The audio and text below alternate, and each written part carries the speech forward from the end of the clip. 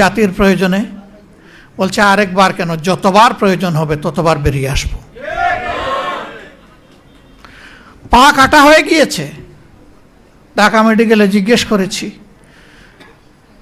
তুমি তো আর পারবে না জাতির জন্য লড়াই করতে। কেন পারবো না?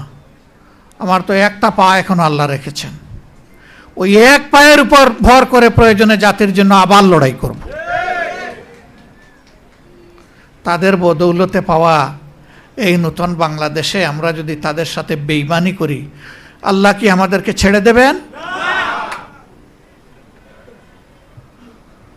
আমরা সবাইকে আহ্বান জানিয়েছিলাম, এই শহীদ, এই আহতদেরকে সম্মান করুন, শ্রদ্ধা করুন, তাদের আকাঙ্ক্ষা বাস্তবায়নে এগিয়ে আসুন। এখানে একজন দাঁড়িয়ে বলেছেন যে যারা নিহত হয়েছে, শহীদ হয়েছে, তাদের মধ্যে বেশিরভাগ প্রান্তিক জনগণ, এমনকি তারা ছাত্রও ছিল না।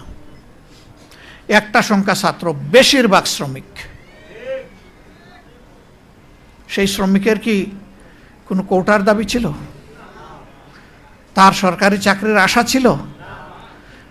সে ওঠার জন্য যায় নাই, সে গিয়েছিল ফেসিবাদ মুক্ত একটা বাংলাদেশ দেখতে।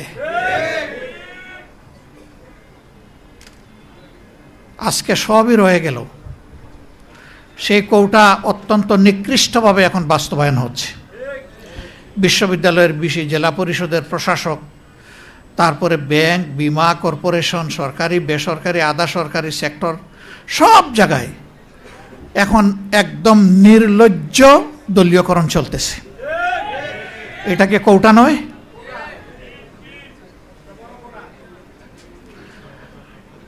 এখানে যোগ্য লোকদেরকে, দেশপ্রেমিক লোকদেরকে সরিয়ে দেওয়া হচ্ছে।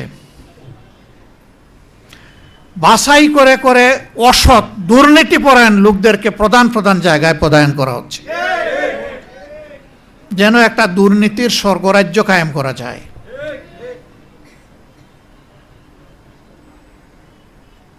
আমরা আজকে কি জবাব দিব এই শহীদ পরিবারের সদস্যদের কাছে?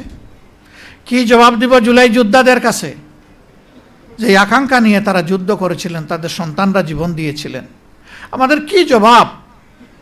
চিঠি লেখে খালি হাতে যুদ্ধ গিয়ে জীবন দেওয়া আনাসের মা বাবার কাছে আমাদের জবাব কি?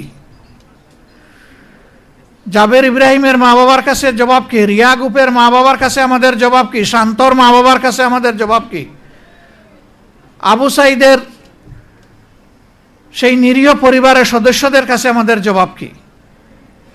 মুগ্ধর পিতা এখানে আছেন, তার পরিবারের কাছে আমাদের জবাব কি? আমি ওনার প্রতি বিশেষভাবে কৃতজ্ঞতা আদায় করি। চেষ্টা করেছি আমি এবং আমার সহকর্মীরা গড়ে গড়ে শহীদ পরিবারে গিয়ে তাদের দোয়া নিতে। আমরা তাদের পরিবারেও গিয়েছিলাম, মেহরবানি করে ওনারা আমাদেরকে সুযোগ দিয়েছিলেন যাওয়ার।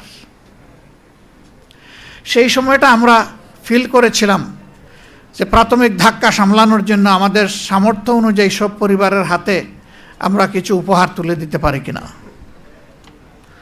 এই পরিবারের গর্বিত অভিভাবক তিনি বলেছিলেন, আমার ছেলেটি ছাত্র হলেও ফ্রিল্যান্সার ছিল।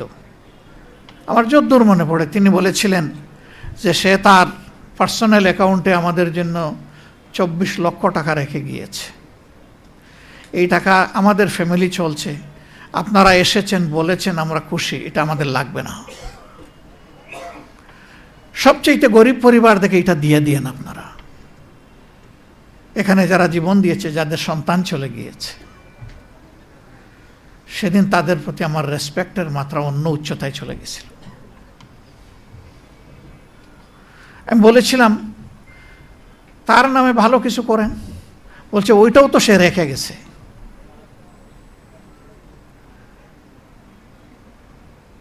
এই যে পবিত্র একটা আকাঙ্ক্ষা যে আমার ছেলে যে কারণে জীবন দিয়েছে, ওই কারণে সহযোদ্ধাদের প্রতি একটু সম্মান দেখালে আমি বরঞ্চ কৃতজ্ঞ হব, মানসিক প্রশান্তি পাব।